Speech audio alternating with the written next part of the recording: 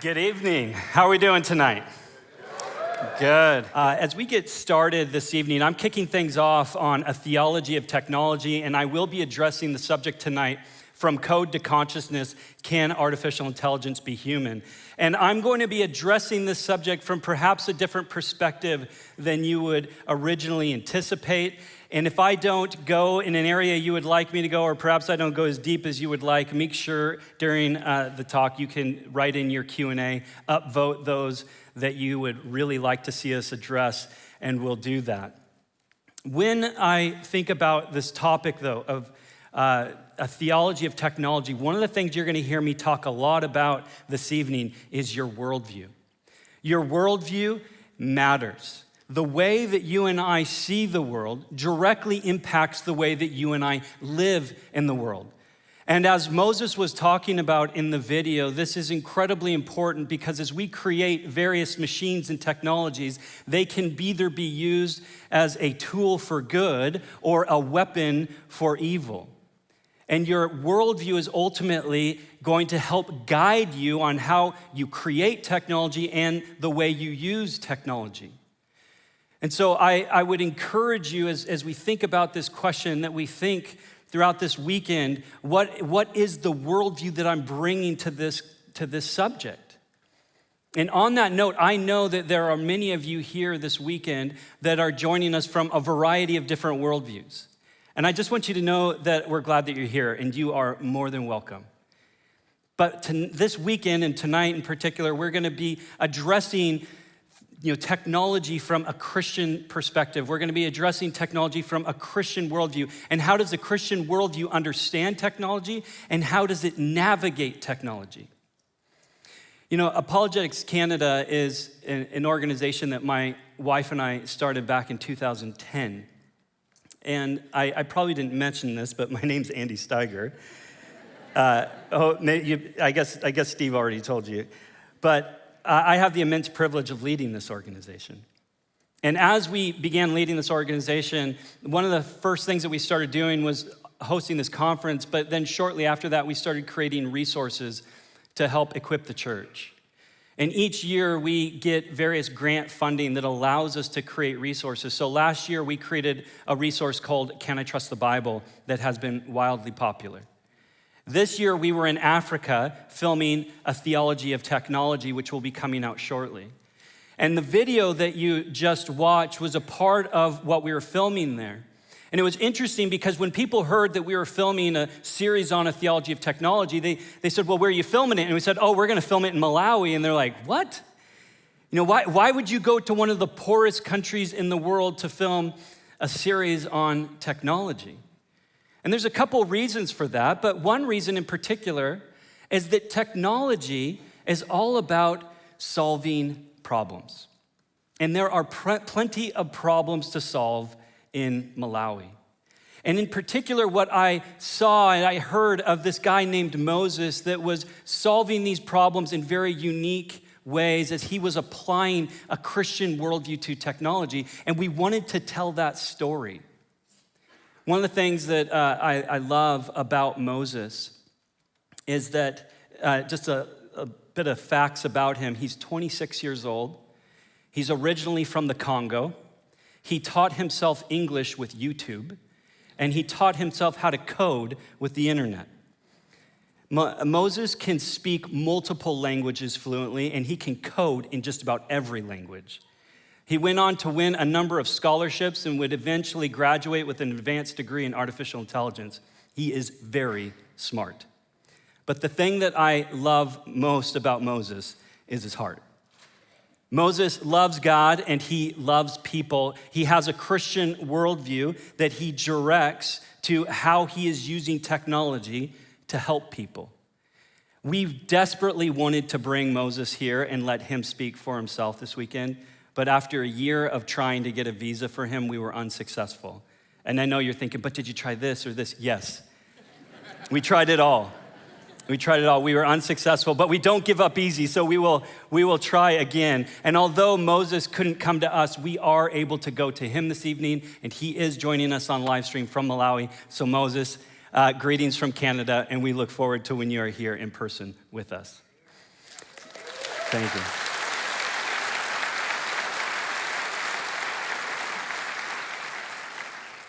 Moses could do a lot and go all over the place if he wanted, but what he's chosen to do is live in one of the poorest countries in the world, Malawi, in which he serves his people there. He also serves the people of the Congo and various other places. He does incredible work. So what we got grant funding to do was to tell, to create a resource called the Theology of Technology. We also were able to tell his story, and we hosted a tech summit there in Malawi. And while I was there in Malawi, God really grabbed hold of my heart. And in fact, as we were there, I began to think about Galatians chapter 2. In Galatians chapter 2, you have the Apostle Paul who went from being a persecutor of the church to being a promoter of the church. He became one of the church's greatest evangelists. And in chapter 2 of Galatians, he says that he has this revelation and he wants to make sure that he's preaching the gospel right. So he says that it's been 14 years. It's the second time he goes back to Jerusalem. He's meeting with the disciples. We're told that James is there, John is there, Peter's there, and he gives them the gospel.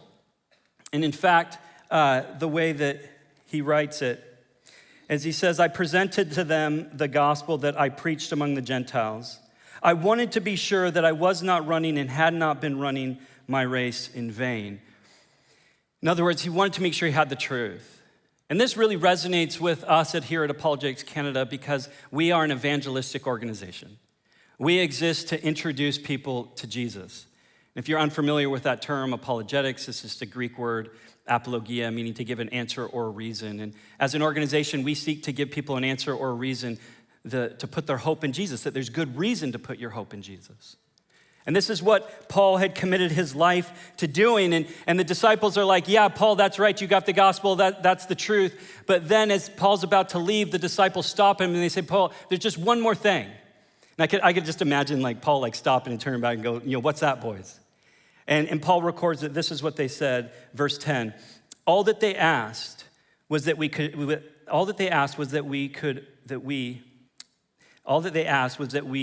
should continue to remember the poor, the very thing I had been eager to do all along. Hey, Paul, don't forget the poor. And as I read this, I can't help but think, these disciples had been trained by Jesus. They had walked with Jesus. They had learned the gospel, that they were instructed in the truth, but ultimately they learned that lesson, that this was more than just about knowledge. It just was in your head. These facts about the world, about the gospel, about what God's doing in the world, but that ultimately this was a message that was always supposed to work its way out in the way that you and I live our lives. I love the way that John puts it in 1 John chapter 3. He writes, this is how we may know what love is, that Christ laid down his life for us, and we in our turn are bound to lay down our lives for each other. But if a man has enough to live on and sees his brother in need and shuts up his heart against him, how can it be said that the love of God abides in him? My brothers and sisters, love must be more than a matter of words and talk. It must show itself in action, that we may know that we belong to the realm of truth. Truth works itself out in the way you live your life. Your worldview matters. How you see the world impacts the way you and I live in the world, or should impact the way that we live in the world. And so as Apologetics Canada, when we were there in Malawi and we saw all that was going on, both the need and the great work that was taking place, our hearts were really moved by this, and we were saying, what can we do? Well, a lot of you have probably seen that Apologetics Canada has gotten a lot of publicity these days. Thank you, Billy Carson and Joe Rogan and Wesley Huff. So we've been thankful for that. But we asked ourselves, how could we use that for good? How could we leverage that to remember the poor? And so what we decided to do, because we'd had so many people ask us for our merch that says, love God, love people. We don't normally sell it online, but we decided, what we're gonna do? We're gonna create some merch and we're gonna sell it online. And then we had to quickly stop that because too many people were buying it. And we're like, how are we gonna fulfill all these orders? And then we've got a whole bunch of it that's here this weekend that we're selling, and we're giving 100% of the proceeds to the work that Moses is doing. So this is one way to serve him. Thanks. Moses does the work he's doing with the help of a Canadian charity called Well of Plenty, and that is started by and run by Doug Duick. Doug's right here. Can you just wave, Doug? And he has been doing amazing work, not only in Malawi, but in multiple places in Africa, and I had the immense privilege of getting to see that. Thank you, Doug, for all that you do. Doug has a booth in the back with Well of Plenty and a team of people. I would just so encourage you to check out what they're doing. If you want to get involved and help, I would encourage you to do that. And listen, if you're like, I'm not really into t-shirts and hoodies, that's fine. Just go give them some money. That would be great. That would be great. But please do know that 100% of that proceeds is going to that. So that was just one small way that as an organization we wanted to just participate in what's going on and just try to help. And as well, what you'll hear tomorrow is another project that we're doing. Again, just a small thing called Starlink. While we were in Malawi, we went into a refugee camp with 50,000 refugees from across Africa, many of them from the Congo. And sadly, all that's going on in Africa right now is particularly in the Congo and in Mozambique. It was 50,000, and another 30,000 have now moved into that refugee camp, which is really quite shocking, especially given what I saw. The thing, though, that was incredibly beautiful in the midst of all of that tragedy was a group of tech refugees, Christian tech refugees, that were using technology motivated by their Christian worldview to do good. And they were training up refugees how they could learn technology so that they could have an employable skill and one day get out of that refugee camp and restart their life with Jesus. And so that's another project that we want to get behind and help establish some reliable Wi-Fi. My son's going to tell you more about that tomorrow and how we can help in just a small way that we don't turn a blind eye to the poor and that we could help. Tonight, you might be wondering, okay, Andy, that's all, that tugs at my heart, but we're here to talk about AI, and we are. And you might be like, well, what's the connection here? And I just want to encourage you that the connection is actually very important. Again, it's about your worldview. Technology can be used to do incredibly good when we have a worldview that leads us to use it in good ways. And so one of the things that I want to do as we get deeper into this conversation is I want to begin by just asking that question, okay, what is a Christian worldview of technology? How does a Christian understand technology, and how does understanding a Christian worldview help us to navigate it? To do that, I want to begin in the book of Genesis. Genesis is just a Hebrew word for beginning, and as it's fitting that this is the first book in the Bible. It's a book that tells us of the beginnings, that God created the heavens and the earth, that God created all of this, and God created this planet, that God created a garden, that God created humanity, and that God put people into this garden. And in Genesis chapter 2, verse 15, we read that the Lord God took the man and put him in the Garden of Eden to work it and to care for it. Now, there's lots that we could say about this, but I just want to talk about this briefly with regards to a view on technology. I don't know if you've ever thought about this before, but what would it look like to work and care for a garden without tools, without technology? What would it look like to be a human without technology?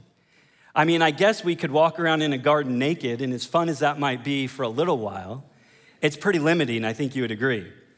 There's not a lot you can do. It's difficult to work the land. It's difficult to care for the land. It's difficult to explore the land. And one of the things I just want you to begin to think about this weekend is that the Bible seems to make it pretty clear that technology is a part of the human condition, the human journey, right from the beginning. I really like the way that John Dyer put it in his aptly titled book, From the Garden to the City. And he makes a really important point. He makes the argument that the Garden of Eden was never the end point, it was always the beginning. And that within Scripture, there is this arc, this journey, again, from the garden to the city, from the Garden of Eden to the New Jerusalem. and that you and I have always been designed for technology. That it's always meant to be a part of the story. And this is also quite unique, is when you look, and I would encourage you to do this, when you look at the way that heaven is talked about in the Bible, it's always talked about as more of actually a city and not as a garden, which is interesting. Now, don't get me wrong. Some of you are like, come on, Andy, there's got to be a garden in heaven. There is, don't worry, right? You know, I'm sure there are great gardens in heaven, but it raises a question that you and I might have never thought about before. Are there computers in heaven? I sure hope that there's not updates, okay? There can be computers, but there better not be like computer updates. And I'm telling you right now, if my computer doesn't sync with my printer in heaven, I'm gonna lose it, right? But it's a way of like thinking that you and I aren't kind of used to, like this idea that technology is a part of our journey, and perhaps it's going to continue to be a part of our journey and what that looks like. Now, obviously, I can't speak to what heaven's gonna be like, but I can speak to where we are right now and what our journey currently looks like. And so one of the things I wanna do is kind of just give you a view of technology from a Christian perspective, and I wanna frame it within the broader context of science and technology, because I find that there's a lot of confusion on this subject. A lot of confusion, particularly around the issue of science and how science and religion work together. And one of the reasons why there's so much confusion is there's this kind of cultural idea or bias, this idea that science is over here and religion is over here, and these two aren't connected. And you have people like Stephen Jay Gould, who was a Harvard biologist. He argued for something he called NOMA, the non-overlapping magisterium. And he ultimately argued that you have the magisteria, or the kingdom of science, and you have the kingdom of religion, and the two ought not to overlap. And he argued that they shouldn't overlap because they don't have anything to say to one another.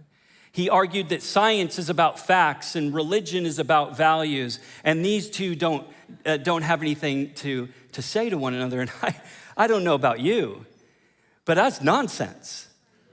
They have a lot to say with each other, because I don't know about you, but I sure like my science to be value laden. That there's a value to report the truth. That there's a value to do good research and to report your findings correctly. Facts and value go hand in hand with one another. I mean, it's also true that we not only want our facts to be value laden, but we want our values to be factually laden, don't we? We want to know the truth. We want to know reality correctly understood, and ultimately how that impacts, again, the way that you and I live our lives. I like the way that Stephen Moentsma put it in his book called Responsible Technology. He says, technology is the human activity of using tools to transform God's creation for practical purposes. So we read in Genesis that you and I were created, or that Adam was created for this purpose, that he was to work the land and to care for it. And this became a part of what humanity was called to. That we were called to, explore and create. But again, we aren't sure, well, how does that fit within that broader perspective of science and technology? And so getting rid of this like non-overlapping magisterium, like again, what does a Christian view of science look like? And what I like to do is just use science itself to kind of explain how that connection works together. In the university, in the academy, we have two main domains within science. You have what we call pure science and applied science. And I just want you to see how this works. Under the area of pure science, we have physics. And physics is all about studying the world, right? It's about reducing the world to its base component parts to analyze and understand the laws that those parts follow. That's pure science, such as physics. But then we have this other field that we call applied science. And it's interesting because what you have then is scientists that are reducing the world to its base component parts, understanding the laws that those parts follow. But then that's not knowledge just left in isolation. That knowledge then is applied in different ways that we call engineering. So when we engineer things, we're using that knowledge to create, as Monsma is talking about, we're creating tools for practical purposes to solve problems. And in fact, it's kind of an interesting idea. You can know a lot about a society by the technology that it creates, by the problems that the society is identifying and the way that that society is trying to solve those problems. Now then, how does theology fit into this? Well, it's important that you and I begin to appreciate that theology is coming at all of this from a bit different perspective. Theology looks at pure science, and it looks at what God has created and the laws in which God has ordained those parts to follow. As well, theology looks at engineering, and it sees what humans are able to create and the purposes for which we are able to construct various tools and machines. And I just want to highlight that for you just for a second, because that's a very important concept to understand. You and I understand that if you want to understand what a thing is, if you want to know what a thing is, you never define a thing by its parts. You always define a thing by its purpose, an engineered thing, a created thing. You see, because we intuitively know that there is a big difference between the parts that a thing is made of and the purposeful whole that a thing is made for. And it's that purpose that ultimately defines, if we want to use philosophical terms, a thing's ontology, its existence, the nature of what it is. But think about this then for a moment. You and I, we didn't create the parts of the universe, but we can use them, we can engineer them to achieve our purposes. But what about those things that you and I didn't create? What about those things we didn't engineer? You see, that's where theology begins to shed light on those aspects of the universe that we didn't create, that we didn't engineer, such as this planet, such as you and I. As people, I didn't bring myself into existence. I didn't create myself. So how could I possibly give myself that kind of a purpose? If I want to know what I am, I have to look outside of me to who created me. That you and I are that we were engineered by God. We are God's creation. We were created by him, and that purpose that we were created for begins to define who and what we are. This brings us to another aspect of Scripture that I find really interesting. After God in Genesis chapter 2, verse 15, gives this mandate, right, to work the land and to care for it, we get just a few verses down in verse 18, and we read, "Then God said, it's not good for man to be alone." It's not good for man to be alone. You and I will never satisfy the purpose for which you and I were created for, because we were created for more than just working the land and caring for it. That you and I were created for a much bigger picture, and this idea that it's not good for us to be alone begins to point to that bigger purpose. It's a purpose that we find in Genesis all the way to Revelation, and it starts in Genesis chapter 1, that you and I were created for relationship. We were created for community with God and community with one another, and not just any kind of community.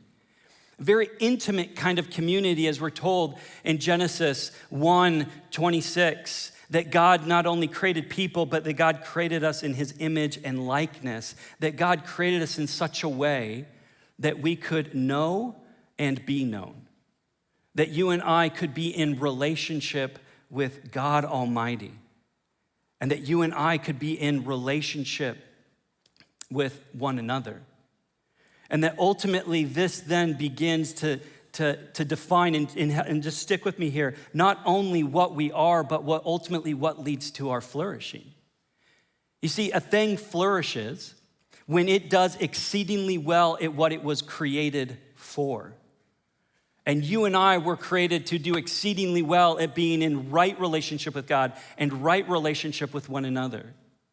But the problem that is a part of that Christian worldview, right, is that relational purpose that we were created for can be broken. If you and I choose, we can choose to do otherwise. And ultimately, the Christian story says that's exactly what happened. You have a people that decided to break relationship with God. Now, we could go down that path, but what I want to do is I just want to pause there for a moment, and I want to apply what we've been talking about. Because this applies very directly to the area of from code to consciousness, and ultimately with regards to AI. When we're talking about from code to consciousness, you can see in this image here that there is a big difference from the code that you and I are made of versus the person. But in the culture that we live in, we've been taught we've been steeped into this cultural narrative that you define a thing again by its parts. And so there's many of us that kind of have this reductive view of what it means to be human, that we are just our DNA. We're just code. By the way, we never think that way with other things. I mean, imagine your house. Your house had a blueprint, but you would never think that your house is a blueprint. You would understand that the blueprint is a code, and that code was used to create a house. You and I, yes, we have DNA, and that DNA is a code, and that code, you can build humans from that code, of course, but that doesn't mean we reduce to that code. We are more than our code. The very fact that we can read our DNA code would be demonstration of that. But there's this idea, though, that of course that you can somehow code, and if you get the right sort of code, then you can have something like consciousness or ultimately a human. And I just want to mention a few things with regards to this for you to think about. Again, this idea of consciousness is also a very reductive way of viewing a person. And this might be a new way of thinking for you, because sometimes within theological circles, we'll get caught up in this way of thinking that we call human exceptionalism. And it's this idea that you and I are exceptional because we do really great things, like we're really good at being conscious. And because we're conscious, that means, or that is some sort of defining feature of what it means to be human. But if you follow that out logically, it leads you into problems. Imagine that you have two boxers as an example. And these two boxers get into a boxing ring, and the one boxer knocks the other boxer unconscious. Are they knocked unhuman? Did they lose their humanity? Do you and I lose our humanity when we go to bed at night and regain our humanity? Some of you regain your humanity in the morning. Sometimes I wonder with my teenage boys. So you and I would never think that way. Well, of course not, because we're more than just our consciousness. But if for whatever reason, we put a lot of stock in consciousness in our culture. And don't get me wrong, I think it's pretty cool. But if you begin to define a human in those ways, it becomes problematic. One reason it becomes problematic is because if you can qualify for humanity, you can unqualify for it. Right? And so that's problematic in itself, as I was just showing you. Another problem with it, just to give some thought to it, is consciousness. Some people ask me, they'll say, Andy, do you think a machine could ever be conscious? And my answer is maybe. I don't necessarily have a problem with the idea that a machine could potentially become self-aware. And they'll say to me, well, why doesn't that bother you? Well, I'm like, well, it doesn't bother me in the same way that my dog has a consciousness. My dog has a mind of his own. And I learned that just this week. I took him hiking, and I went 3 minutes up the trail, and he was like, nah, I'm done. And he turned around, and he went back to the car. And I'm like, okay, that's it. You're done. You're like the worst dog hiker partner I've ever had. He's got a mind of his own. It's not like he's a fur robot. He does what he wants, and sometimes it annoys me. Right? So, but I wouldn't say that, because, he has a conscience, does that mean he's human? Am I in some sort of like existential crisis? Well, of course not. I would say that he has a dog conscience. And in the same way, I could imagine that a computer could have a machine consciousness. Now, that does get problematic philosophically. And the reason it gets problematic is because we also do another step. We make another reductive step when we think about machines and AI in particular. And we'll ask questions like, can AI ever be human? And my answer to that would be no, of course not. One reason why AI could never be human is because of its purpose. A thing is always defined by its purpose. So where people will say, oh, could AI be human? Is they'll say, well, what if AI can behave humanly? What if AI can behave so humanly you can't even tell the difference between a machine or a person? And again, I would just simply say, well, you define the machine according to its purpose. So a machine that is a human imitation machine or mimics people is just simply that. It's a human mimicking machine. It's a human imitation machine. And it's either good at the purpose or it's not good at it. In other words, it's either flourishing in that or not. And the challenge, though, for you and I is that we can get sucked into that if we are not careful, where we can begin to think about machines as though they are human because they behave humanly. But there's a big difference between just, again, to reduce humanity to our behaviors.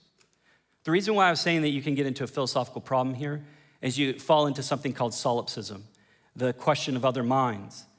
And this becomes problematic. How would we ever know that a machine is conscious if all it's doing is having the behavior of consciousness?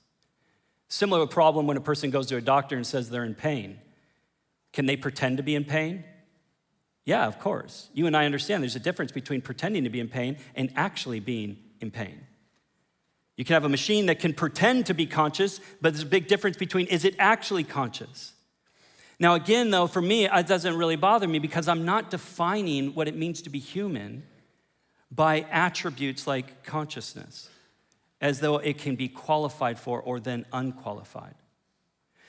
Where I actually get most concerned in my doctoral research, by the way, with regards to Michael Polanyi, he was one of the early people challenging this very reductive view of what it means to be human. And one of my concerns with creating machines that behave more and more humanly is that you and I get caught up in the illusion. And we begin to think that this is a real relationship. And imagine you and I created for community, created for relationship. If we're not careful, we can do something with AI that we don't do elsewhere. AI seems to be the only thing that I can think of in which we seem to value the artificial over the real. And it really demonstrates, I think, a level of our brokenness. That we like the idea of a relationship that we can keep under our control that gives me everything I want and asks nothing of me.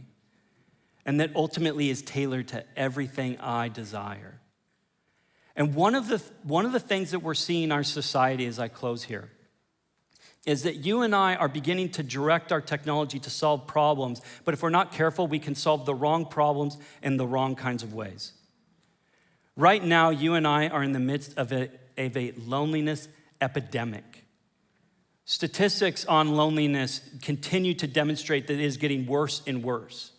Just recently, some research was done by Gallup that showed that students 18 years and younger, 80% of them reported feeling lonely. 22% of them reporting having no close friends, zero, none. And this isn't just a young person problem. We have statistics from 2021 that showed that 12% of adults reported having no close friendships compared to 1991 when it was only 3%. Notice within just a span of 30 years, that is dramatic, and that's from 2021. I can only imagine that it's worse.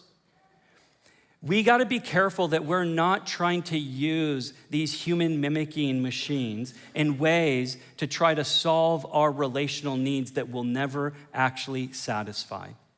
You and I were not created for the artificial, we were created for the real. That you and I need real community with God, and we need real community with one another, and that's what leads to true flourishing. There's a lot more that I could say about this. My time's up. I'm gonna, in the Q&A, I hope that we can go deeper, but I wanna end with one quote.